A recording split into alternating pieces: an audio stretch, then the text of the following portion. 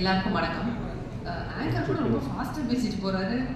டிஎஸ்கேலாம் மைக்கு கொடுத்து 2 நிமிஷத்தில் முடிச்சதா சரித்திரமே கிடையாது. என்னம்மா வில்லன் ஆனதும் பேட்டர்னை மாற்றிட்டியா?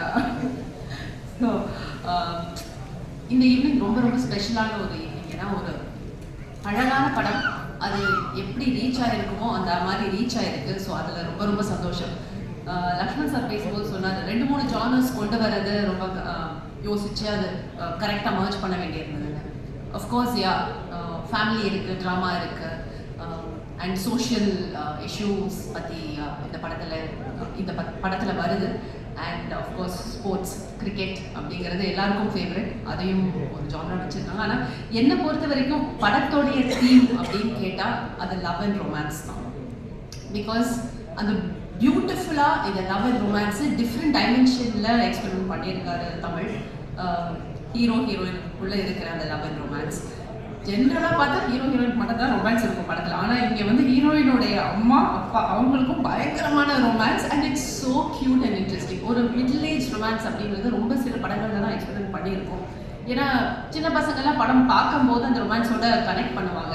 நாங்கள்லாம் எங்கே போய் கனெக்ட் பண்ணுறது? இந்த படம் பார்க்கும்போது உண்மையிலேயே ரொம்ப நெகிழ்வாக இருந்ததா.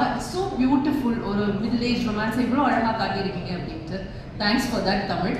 And romance not only in relationships, இதில் வந்து அந்த ஸ்போர்ட் அப்படின்றதுலையும் அவங்களுடைய லவ் அண்ட் ரொமான்ஸ் தான் எனக்கு தெரிஞ்சது.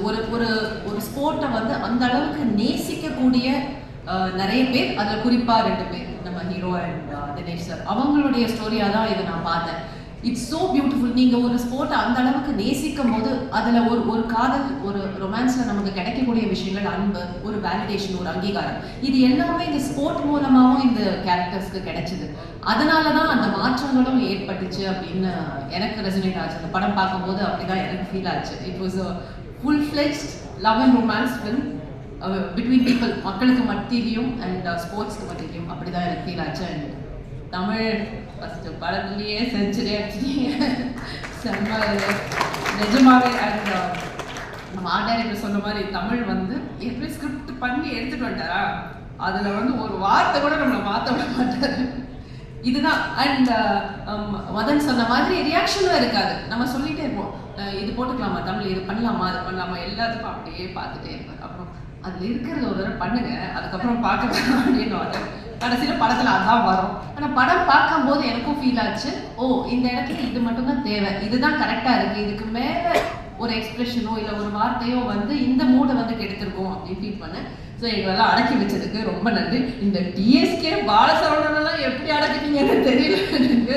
ரொம்ப கஷ்டமான நபர்கள் தான் அவங்க.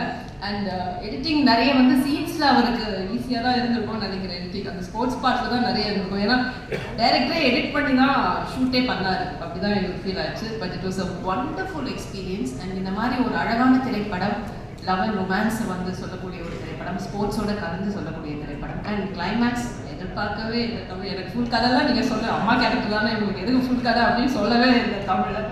படம் பார்க்கும்போது ரொம்ப நெகிழ்வாக இருந்தது. அந்த ஃபினிஷிங் ஆஃப் த ஃபில்ம் ரொம்ப ரொம்ப க்ளோஸ் டு ஹார்ட் இருந்தது.